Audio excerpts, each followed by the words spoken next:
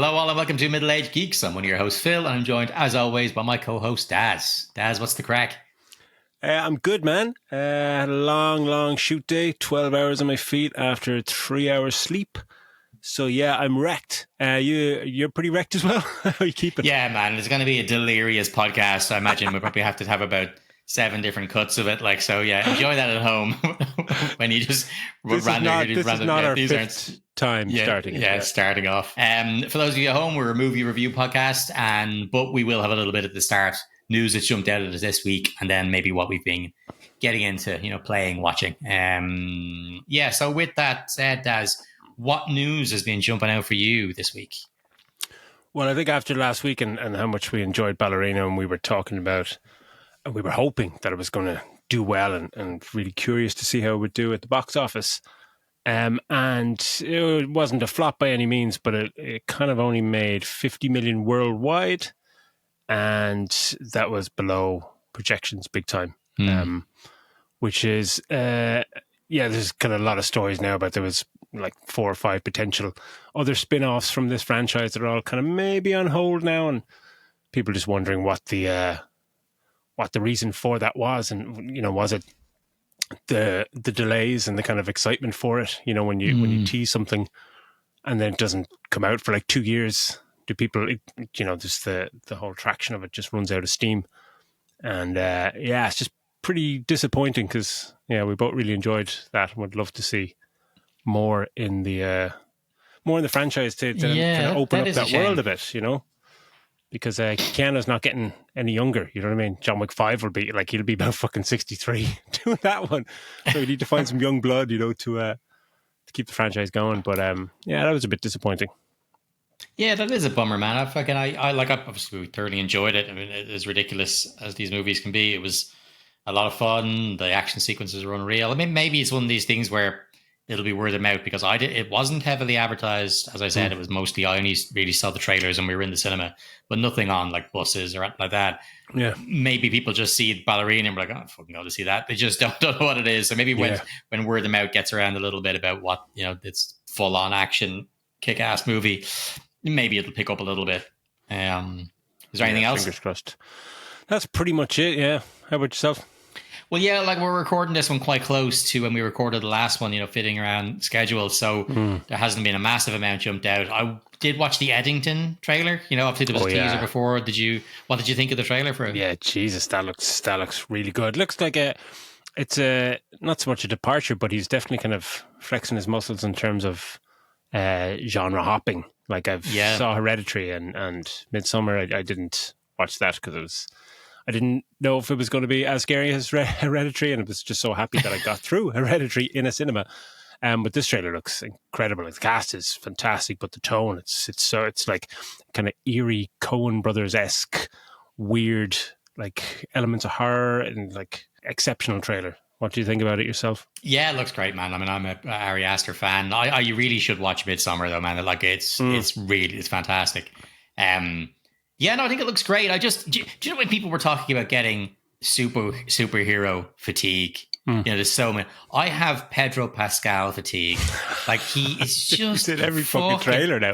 He's in everything, every trailer. He's like he's the 2 biggest TV shows, arguably biggest TV shows, are Mandalorian and 2 of the biggest, and The Last of Us. And there he is. Fucking was the main star of both. And then we've got him in Fantastic Four. He's in.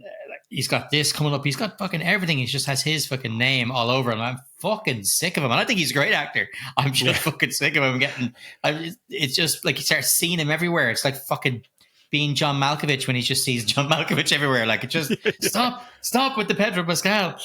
But it's like you could open any website, just type into Google, type one letter, and he'll pop up in some story. Yeah. Apart from that, the only other thing really I had was the James Gunn said that the script started being written for the Wonder Woman movies. That is definitely going ahead. There's already writing the script. I don't know who's going to play her. Obviously it's not Gal Gadot, but I'm not sure who it is. That Wonder Woman 1984 that we saw, remember, it was one of the few movies we saw during the COVID break when the cinemas were open. And it was like, that was worse than COVID. That was just fucking, it was so bad. I wish we were doing this podcast when we were reviewing that. We might go back to it at some point, but that was like, yeah, it was just from the first movie and just how like I think It was fine. But then when sequel came out, we were just like, even the trailers were amazing, and then just it was a comedy when we went to see it. That's easily one of the worst films I've ever seen. Yeah. Thank fuck for Chris Pine. You say you just best part of that movie. Absolutely. Well, okay. So with the little bit of news that we have out of the way, we'll move on to what we've been playing and watching. Daz, have you been getting stuck into your Switch 2, or has it arrived yet? Fuck you, man. It's still in the post. No, still. I've actually got stuck into Mario Odyssey. I'm just playing. I don't know why I keep playing. Just instead of just going for the PlayStation or Xbox, I just keep turning on the Switch 1 and getting stuck into Mario Odyssey again, just because my daughter was playing it for a few minutes, and then I just, you just get a taste of something again. It's like, I'll just play a level, and suddenly it's just 2 hours later going, fuck, this game is amazing, but why am I playing an 8-year-old game?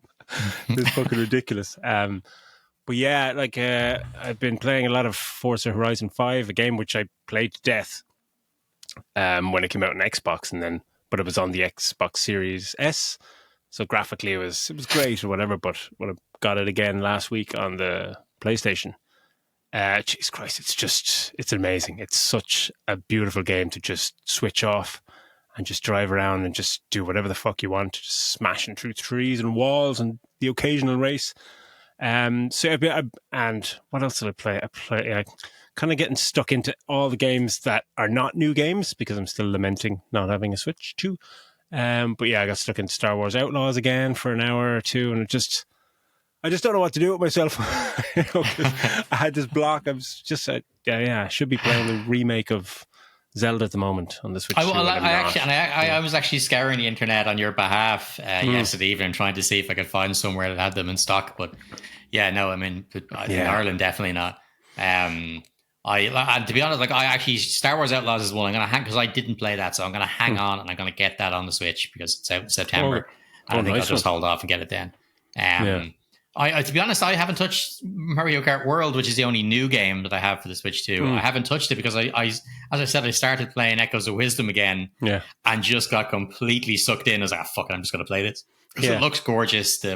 Being able to favorite the stuff in your list makes such a difference. And it's just such a great little game. On Mario Kart, did you try out the open world? Because it's kind of mixed stuff on that. I was just messing around on the. I did a couple of Grand Prix and was just kind of tested out the new mechanics, of jumping on the rails and the walls and shit like that, and just doing jumps and tricks in general. Like it was great, but I haven't done the actual tour thing. Some people are saying that how do you update a game that's pretty much racing perfection in Mario Kart 8?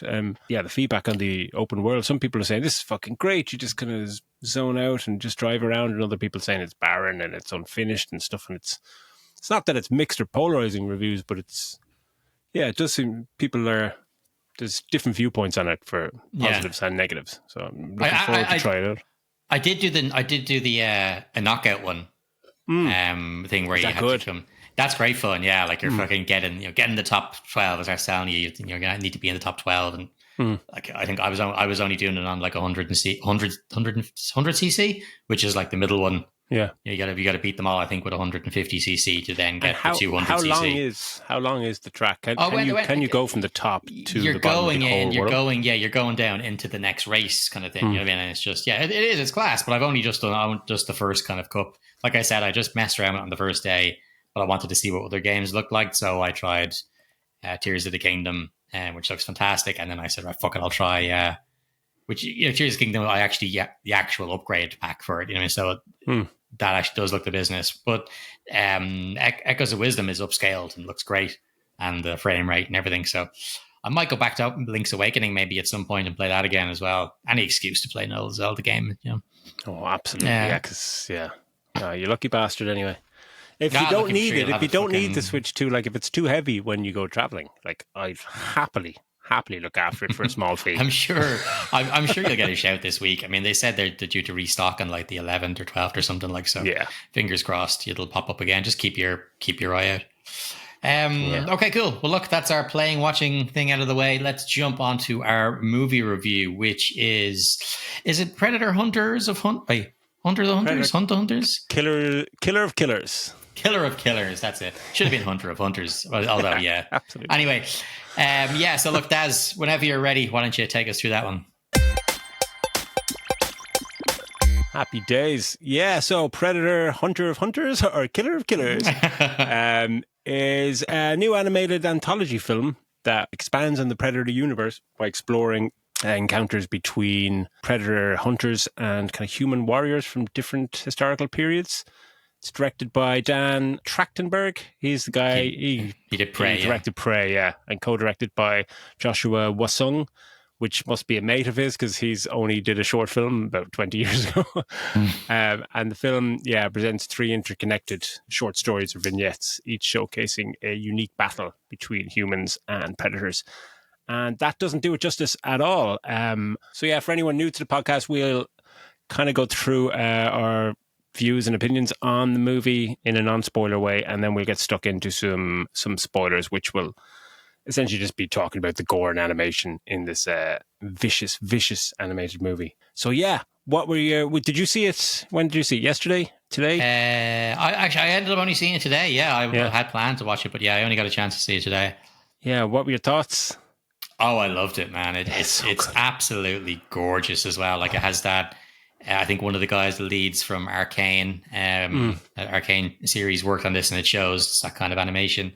But it's fucking gorgeous, and I loved the 3, like you said, different time periods thing. They're it's such a great way of doing it, and like it works, I think, so well. Better, I don't think that wouldn't work so much in live action. The stuff, the 3 different yos. I don't want to ruin anything, but I think especially the third of the 3 guys, that from time period, I think that just works so much better in animation and might not have translated as well to live action. But it's fucking class, man. The voice acting is just like Michael Biehn, and the rest. Most people I don't know. The only other guy I know is the guy who did the voices for the Japanese guys, the samurai, because he is the guy who played Hanzo in Predators movie, the one with Lawrence Fishburne. He was the Japanese guy who lands the Yakuza guy, and he's the only other person I know. I didn't recognize any names in the cast. I'm not sure if you did, but no, I didn't. And it was one of those where when I was watching it, that it wasn't one of those. I was never taken out of it by the voice actor going, "Oh, who's that?" or whatever. I didn't even, when I saw Michael Biehn in it, I didn't even notice his fucking voice. Oh, really? Yeah, it was just. Because I hadn't seen a trailer or anything about this at all. It's just like, how did I not know this movie was happening at all? When you suggested it, I was just like, what the fuck is that? I think I'd seen something online with the title, and I just presumed it was a new game coming out or something like that. Right. Okay. Just this kind of blew me away to a point. I think the 2 of the stories are particularly strong. I think the third one isn't as strong as the preceding 2, but some of the animation is astonishing, and the different styles from story to story. I don't know what was shown in the trailer. Did they show the different time periods in the trailer? Is that a spoiler? I think so. Yeah, I don't think that's a spoiler. That because as it is an anthology kind of thing, and we've seen in the Predator movies in general. When they show up and they have the musket gun thing. Prey is set fucking hundreds of years ago. Like, so it's. I think it's any secret, and that's what this is. It's set in 3 periods. We've got one set by Norse mythology, one in like the 1600s, isn't it, in Japan, and then one set during World War II, I think, was it? 1942. So like it's vast differences in the 3 time periods, but like just the way it starts, and you get like Ursa, the Viking warrior, and it's just pretty fucking badass on a mission to avenge your dad or fallen father, and it's just gets kind of straight fucking into it. And it's like there's an action set piece with her just attacking a mountain top castle, which is like unbelievable. Just like, why am I not seeing this in the cinema? It's fantastic, and it's kind of animated in a one shot, and her use of a shield is exceptional.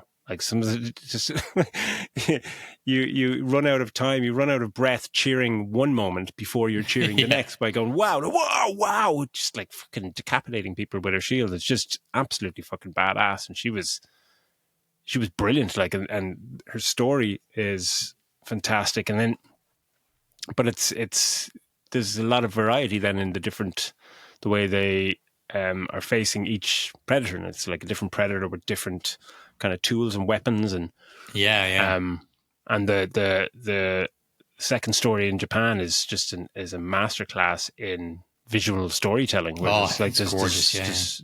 There's barely any no lines dialogue. in it. Yeah. Dialogue most of it, but it's all just showing about two brothers, and who's going to take over from their father, and it's amazing. I was just like, oh my god, there's no dialogue in this, and it's just fucking fantastic. The animation is it's brilliant. I saw someone online actually say that they didn't like this new animation style that like Spider-Man started with. It's kind of like slightly jerky animation stuff, and it's like, what the fuck are you talking about? This is like, we always talk about like when you see beautiful stuff, especially animated stuff or manga, you just pause it, and it's just like, yeah, I'll print that out and hang that on my wall forever. There's so many moments of this that just like when it cuts to wide kind of landscape shots, and there's fire and trees and forests, or in the third one there's like some dog fighting sequences that are just amazing, and you just got like, you can't do that in live action. It just costs an absolute bomb. But what you can do in this is just free reign to do fucking anything, and I'm hoping that we'll get a few more of these, because it kind of sets up that may potentially be the case. I'd love to know more about how long this actually took to make, and I was trying to get the budget and stuff, and I couldn't really get anything online. But yeah, it's just amazing. I just really enjoyed it. Well, that was when they announced it, because they announced that Dan Trachtenberg was going to have two movies, and one of them was coming out like next year or whatever. So how the fuck has he got two movies? Then it was announced one of them was animated, and straight away I was like, oh god, like is this guy going to be able to do both? Can he do both? Because I love Prey, but I don't really know much of his stuff. But yeah, he just seems to really get the whole Predator thing. Like, he's gone from, as I said, this kind of the one set with the what's her face, Amber Midthunder in Prey, and that's not super expanded. It's it's quite contained like the other ones are. But this has just blown it up. He's come like so many different ideas, and as you said, the different style of Predator, and we don't know exactly when the present day of that movie takes place, because there's such a massive gap. These people are kind of just taken from their home planet and stored somewhere. This could be the year fucking 5000 AD for all we know. You know what I mean? Because they're just basically thawed out and fight. You know what I mean? Which is fucking deadly. But there's so much that he's gone with it and kept it to a minimum with regards to like Predator dialogue and stuff. Like there's talking, but for the most part, it's very basic. They don't go over the top with it. And I think that's it, because I don't want to see a whole mess of Predators chatting and yapping away and all that kind of stuff. I think I like that they've always kept a little bit of mystery around the Predators and their home world and stuff. And like when we watched, Alien Romulus and when you see what Fede Alvarez was doing to a point before, let's say Ridley Scott got his fucking fingers into every single pie in that movie and kind of messed it up a little bit for me. Like what this guy is doing with the Predator franchise, and just, as you say, like not trying to change the creature, give us more of the creature like they're doing with Alien, just like, oh, let's make a human version of this and that, and it's just saying, no, just keep the mystique and mystery of the alien xenomorph and the Predator, and just give us different scenarios, give us a little insight into the, as you're saying, the world that we see in this movie, of the Predator world. Like, it's not fully explained. It's still, there's a lot of mystery to it. You're just going, what the fuck? The scope is just huge for that going forward. Like, I think keep this guy on the Predator franchise and keep Fede on Aliens, and those franchises are in very, very good hands. Very, very good hands. I think it's the first, or Michael Biehn is the third person now to be in an Alien, Predator, and Terminator movie. I think there's only 3 actors that have done them. Like Lance Henriksen is another one. Oh yeah. And the late great Bill Paxton. because he was in Predator 2 and he was in Terminator 1. He was in Predator, yeah. Terminator, and obviously in Aliens. So he's been like, what's his face, Michael Biehn, killed by all three, as Predator, Terminator, and a thing, which is just fucking cool. What a great little club to belong to. Oh, fucking absolutely.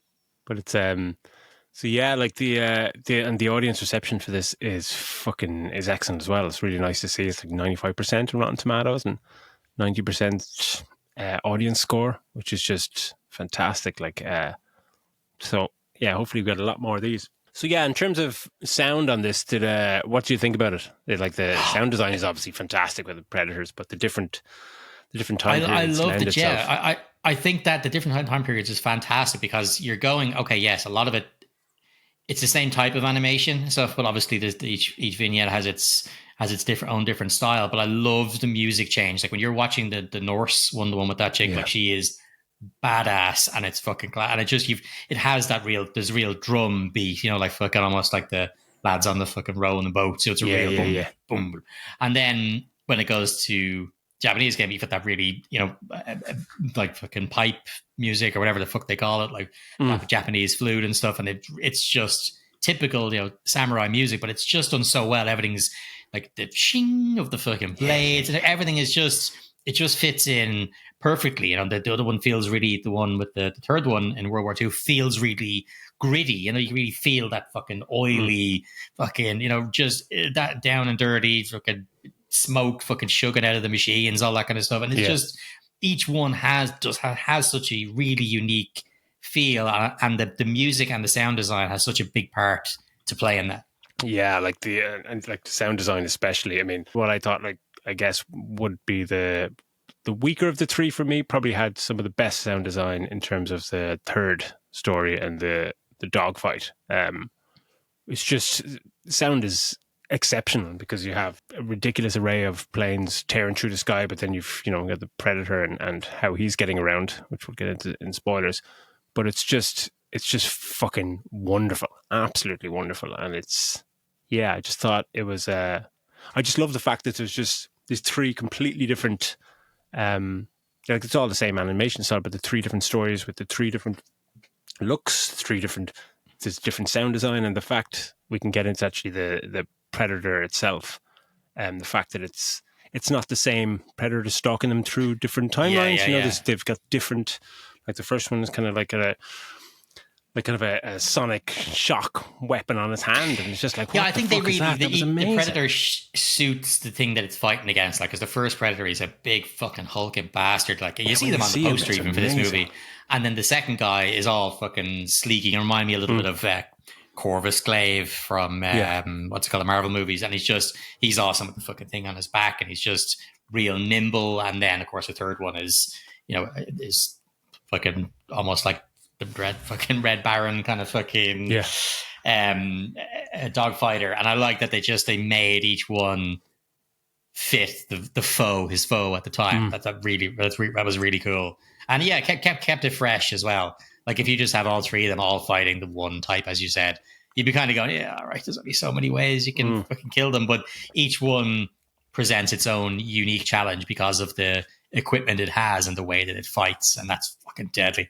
I guess, like, cinematography wise, you could just go nuts about this movie for fucking hours. It's like, just some of the shots, especially from the opening sequence, we talked about it, like Ursa's attack and on the castle and her use of the shield and all that stuff. But there's sequences involving like her being under the water, under the ice, and there's kind of like underwater fights, and it goes so many different places, and there's just, the animation is just mind blowing. Like, it's absolutely, it's gorgeous on a whole another level whatsoever. Like, this movie is a brisk 90 minutes, which is fantastic. But there's so much packed into each of these three little vignettes, and then there's, it all kind of ties together at the end, which we'll kind of get into spoilers, which is kind of a nice payoff. But there's so much, you get so much in these little, maybe like 20-25 minutes each, which is astonishing. Like, especially in the the second one that we've talked about, like the two brothers. So much scope to their story that spans, decades in the space of 20, 25 minutes with no dialogue. And it's just, that's so brave. And it's like sometimes when you see something like this, it would be, different directors tackling a different vignette. The fact that, and it kind of comes across almost that way, that it's a mastery of different genres and styles, and the themes in each story are so just remarkable, and they're their own kind of stories, and the fact that they get tied up towards the end is just the icing on the cake. It really is. Like, and tell me why you obviously that the one, the World War II one, the third one. Tell me why that one didn't really hit for you. I thought it was a little bit more goofy, kind of, than the other two. It definitely went for humor. All right, it's humor, and it's kind of. And it's strange to say, like, there's an extreme suspension of disbelief in terms of things that happens with him and the plane. Talking about that in a movie, like, about fucking predators stalking people through different time periods by freezing them and all this kind of shit. It's a bit of the tone, just like the first two, even though they are wildly different stories, there's still a very it's a somber take on the two. Time periods and those characters, and it's very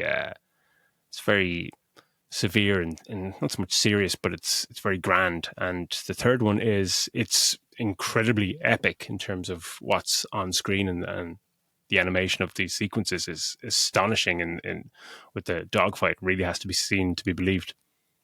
But it's not so much slapstick, but it's kind of like, yeah, let's go, and he's the plucky little guy that we're rooting for, he's a mechanic in the army, and like, and then he flies the plane. It's like kind of smacks of Anakin Skywalker at times. Yeah, actually, that's a really good. Yeah. Let's do a barrel roll. That's fun. Like, racing. Fuck off, man. It's just the tone just kind of shifts a little bit, and maybe they kind of went, look, we have to inject a little bit of humor, but it's almost like, even though it's still as gore, the third vignette is still as gory as the other two, but it seems like it's take the gore out of it, playing to a different audience, like a slightly could easily take some of the gore out. It could be like a PG sequence. Did that stick out to you? Or? It is definitely the weakest of the three. I did like the character. I thought the character was fun, and I think maybe that's why he was there, to bring that little bit of levity into what is a very serious movie, and it is all about fucking loss and family and all that kind of stuff. So I understood why they were putting him in, but I still thought it was fantastic. Like, it's still, as you said, it looks amazing. Seeing those the prop planes taking off from the aircraft carrier and stuff is just incredible. All the flak, the flak fucking exploding, and it just looks absolutely amazing. And like probably the one with the most dialogue in it as well, because in the first one you're kind of just getting mostly it's Ursa who's doing the talking, and in the second one barely any talking. But in this one there's multiple characters. You've that actually interact, like it's a full on piece. But then of course I like that, and I love the fact that they all then converge, because as you said, this could have just been picked out, a bunch of different directors. We see it in so many of these anthology style things. And some can be great and some can be weak. But I think, when he brings them all together in the last part, I thought that was fucking deadly as well. But again, like you said, Daz, it's the real convenience kind of thing of like the fucking getting into all of a sudden knowing how to fly a fucking spaceship or fly a speeder bikey kind of thing. Like, it seems to be he's that guy that it happens to. And it's a little bit, I think it's just because it's so different from the other two. That maybe that's why it stands out, but like it's still fun. It's still a fun part of full vignette, and he's a good character. It does seem a little bit at odds with the others, is the only thing. Well, I guess it kind of plays to characters of that time and how they're depicted in kind of, I was going to say in lighter war movies, just like is that a thing? But even though that, like, it's just slightly less amazing than the first two sequences, because that in that dogfight. There still are, like, as goofy as he is and as, you know, as convenient as it is, there's still some amazing sequences, and there's still lots of decapitations, which is great. Just like, yeah, you're like, this is pod racing, and off with your fucking head on, Anakin. At the range of weapons, like, cause like the way they kind of up the ante, like the first guy really just has that big fucking, he's one arm and he's whatever, but like the range of weapons that they have, it just goes fucking ramps up and up and up, and it's just fucking class. Like, I'm dying to see some of these things in the live action. Like, I don't know how much he's going to tie Badlands with this. You know, will we see some of these characters referenced in Badlands? I'm not sure. It's going to be a Predator universe, yeah, because like in the Japanese story, the Predator, he's got a fucking amazing giant spear, but he's got like, it's like Scorpion's spear on a chain, and you're just going, oh yes, please. And like throwing star things as well, like fucking things that explode and shit. Like. Fucking phenomenal, absolutely phenomenal. So I guess before we get into spoilers and some of the more gruesome aspects of this, will we give it a score? What would you go for this? Yeah, I'm going to give it a solid 4. I'd maybe even go higher. Like, I'm happy enough with a 4. I'll stay with a 4, maybe just because the third vignette isn't as strong as the others. But it's great. I would. This is what we we want. You know, when we were talking about for ages, will this be the savior of certain? Catch the magic again of what we love about Predator. You know, Terminator. They keep trying and keep cocking it up. You know, and it's just like, is it just time to give up on them? You know, and I think that when you see what Dan Trachtenberg is doing with Prey and now this, it's like, yeah, there is fucking life in this. There's still a lot to be done, if it's done right. Same with Alien, you know, and with Noah Hawley and Fede Alvarez. Like, yes, there is. You can bring this shit back and make it good. And so, yeah, I think 4 is the first score on my end. What about yourself? Yeah, me too. I was thinking of between 4 and 4.5, but I think, 4 for me. It's just what he's managed to do and the scope of it and the animation style and the inspiration of, as you said, like Arcane, or it reminded me back of watching Akira for the first time. We're just going, so many moments, we're just going, wow, and kind of going. I do think he said they took inspiration, right, from Akira. Akira as well. Okay. Yeah, which you can definitely see the manga influence, especially. Absolutely. Because you see, there's just certain sequences where you're just loving it and loving the animation, and it's kind of something where you're thinking, like, in live action, A, could you do it? B, would it really work? Because here you could, you know, you free reign to just do exactly what you want, and I love the approach, and it lends the movie like a unique visual identity. You know, it's just, I thought distinguishes it from other entries in the Predator franchise, which is a really good thing. And that's such a good point you made about, like, that there's new life, and it's nice to not to watch a Predator movie like 2 in a row now that are not massive disappointments or slight disappointments, or kind of like, oh, for fuck's sake, will you just get it right? Because the Terminator thing is kind of dead to me pretty much now. I've been burned too many times just by people not knowing what the fuck they're doing. Because there was some cool parts in the last one, the Dark Fate or whatever it's called. There was some cool parts, but it also a lot of absolute shite. Like, if you think about it, like Terminator 3, crap. Salvation is crap. Fucking Genesis was crap. Genesis is one of the Dark worst Fate movies was crap. In years. Yeah. But 4 stars. So check it out. It's on Disney Plus. It's not a very Disney-esque movie, but check it out. It is fucking brilliant and well worth a watch, and breathes new life into the Predator franchise. So more of them going forward. For sure. So let's now get stuck into some spoilers and talk about all the fucking decapitations. First, what's class ones?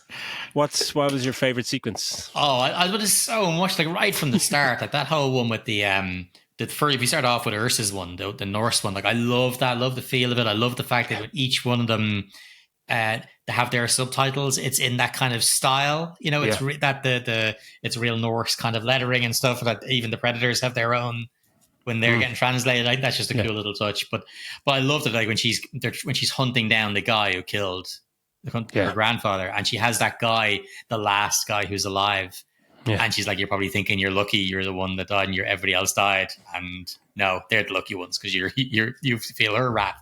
And she gets the axe, fucking gets it into the side of him, you know, and he's just begging for his life. And then when she fucking rips it out, you just see his intestines fucking pouring down. It's fucking awesome.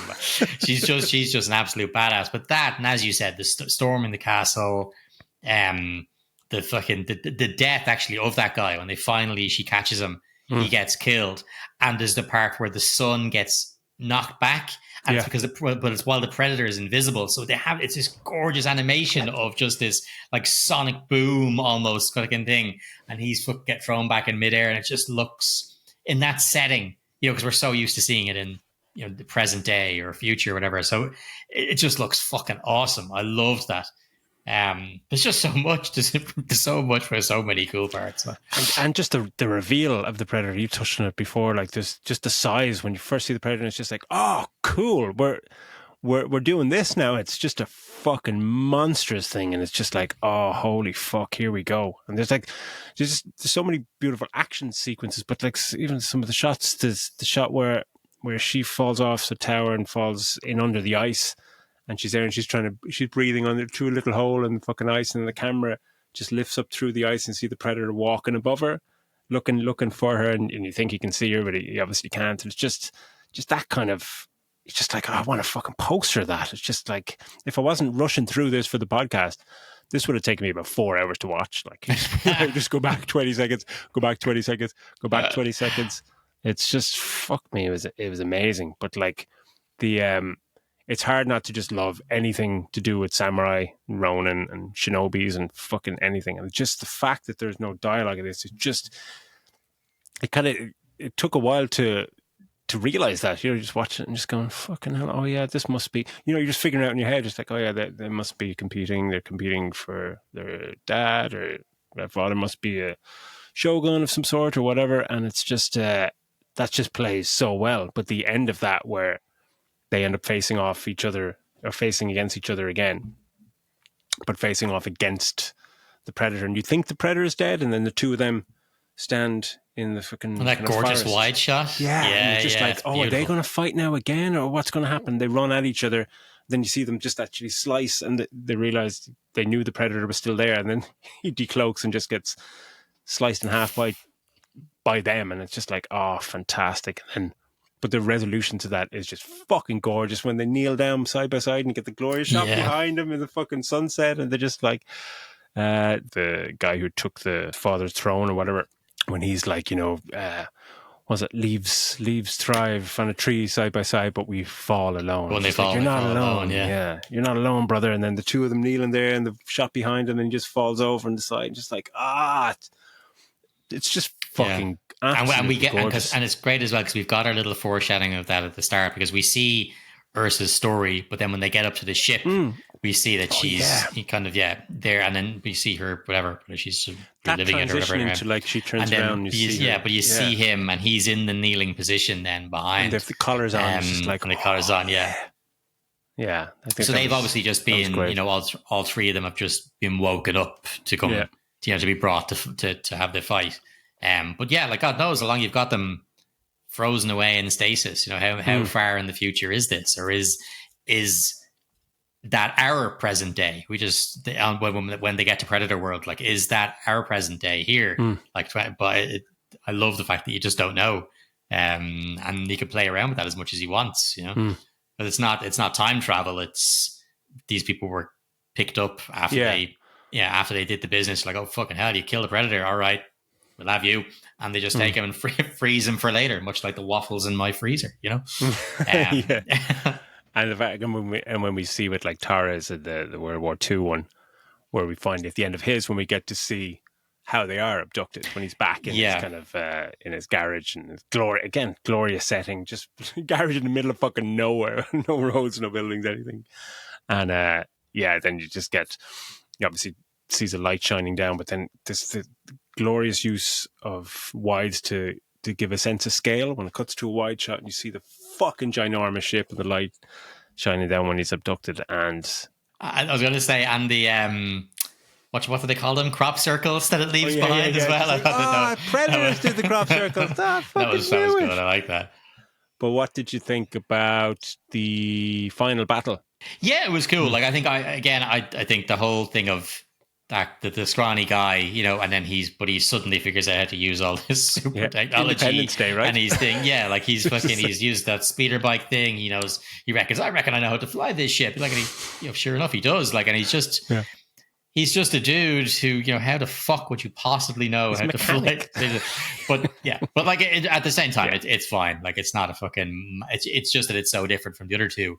But I loved it because the three of them, they don't speak the same language. He speaks a bit of Japanese because it's World War II and it's it's the Japanese against the Americans, and they all had to learn a bit in basic training. And so he speaks a little bit, but she doesn't speak English at all. And so she's still trying to fight them, and the Japanese guys are trying to say, no, we need to work together and we can fight them. We don't need to fight each other. And I love that because she's still, but eventually she cops on to what they're doing, and she ends up being the hero. Yeah, kind of. It blends the three characters together in a decent way, where Torres, the kind of goofy guy, like he gets swallowed by a fucking big monstrous creature, and the fight against that fucking creature is awesome though.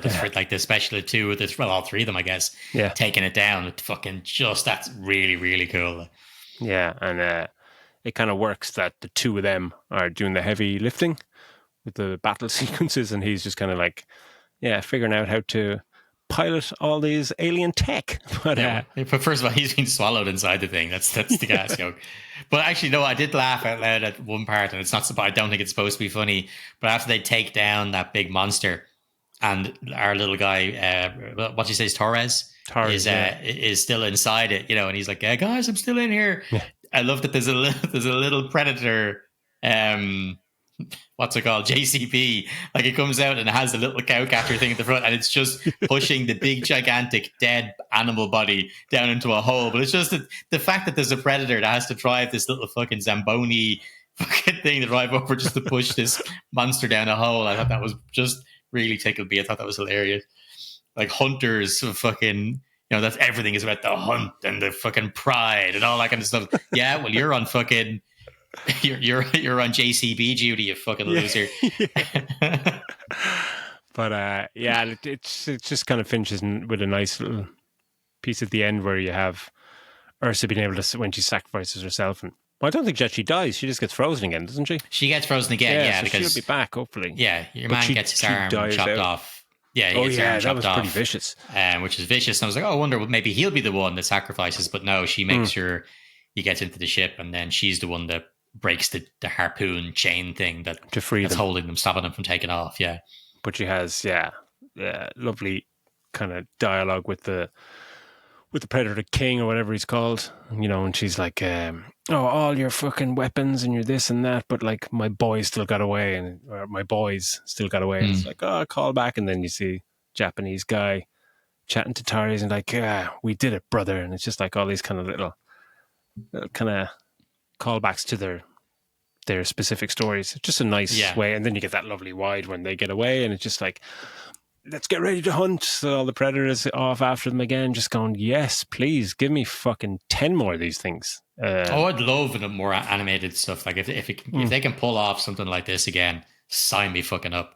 I really wish I knew what the budget was. A lot of times when these things go straight to the streaming service, we don't get a you don't get a budget breakdown. Yeah, I'd love to know that, like, just the timeline of, you know, is this something where it's just like, this was 60 million quid and we can have another one in 2027? Just like, okay, yes please, let's do it every 2 years, and then do a live action every other year. Yeah, and I think we're getting Predator Badlands this year. Like, it's coming out in sweet. Actually, it's coming out named after your own film company, November 7th. That's when it's coming out. Oh, that's a good sign. It's going to be a banger. Yeah.